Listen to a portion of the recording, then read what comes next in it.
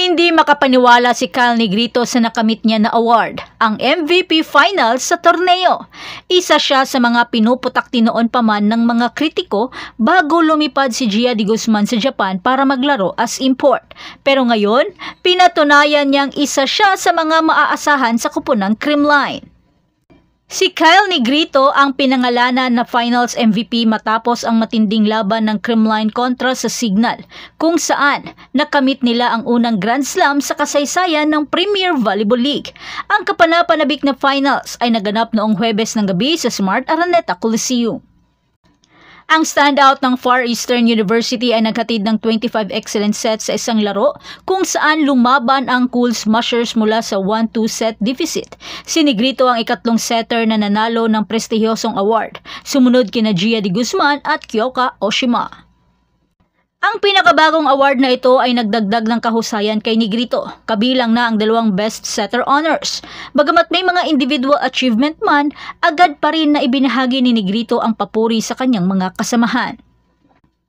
Samantala, iginawad rin kay Michelle Gumabaw ang PVL Invitational MVP, isang karagdagang MVP award na naman para sa Creamline Cool Smashers. Si Michelle Gumabaw ang MVP ng 2024 PVL Invitational Conference. 3 beses nang tinanghal bilang PVL Best Opposite Spiker sa MG at naging pinakamahusay na local scorer sa isang linggong torneo na nakakolekta ng 59 points mula sa 52 attacks, 4 na aces at 3 blocks para sa Creamline. Ang kanyang kahusayan ay lalong nagpabilib sapagkat nakamit niya ang 37.96% success rate na nangunguna sa liga. Bukod dito, siya ay nasa ika-4 na pwesto sa service na may average na 0.29 aces per set. Wow! Si Gumabaw ang ika-5 Cool Smashers na pinarangalan bilang pinakamahusay na individual player na sumunod kina Alyssa Valdez, Tots Carlos, Gemma Galanza at Bernadette Pons. At walang duda, ang bagong pangalan na MVP ay naging mahalaga sa tagumpay ng Creamline sa pagsasakatuparan ng unang Grand Slam sa Philippine Volleyball, claiming the All-Filipino, Reinforced at Invitational Conferences. History in the making, ika nga ang mga ice cream chillin'. At narito naman ang buong listahan ng mga pinarangalan. Kyle Negrito is now a 2-time PVL best setter. From the Signal HD Spikers, MJ Perez. Conference best outside spiker is Erica Staunton of the Creamline Cool Smashers. From the Signal HD Spikers, Jackie Acuna. The Kurashiki Ablaze, Liu Mei Ching Maggie. Kurashiki Ablaze, Saya Taniguchi.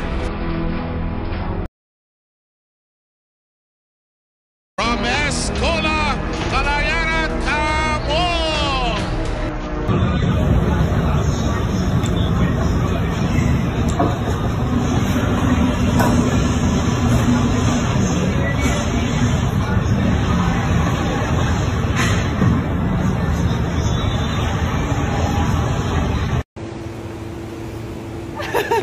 Saan ka?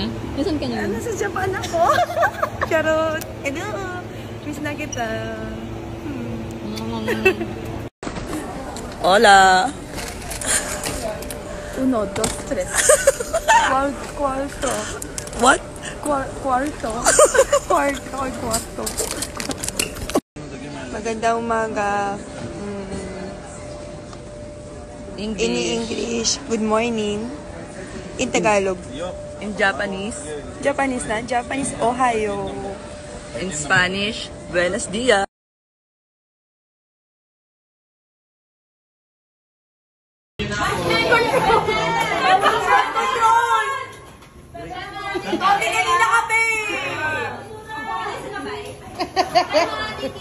Hindi pa tapos ang huddle, meron na siyang sticks.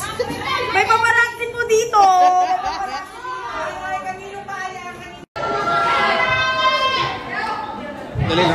Hindi ito.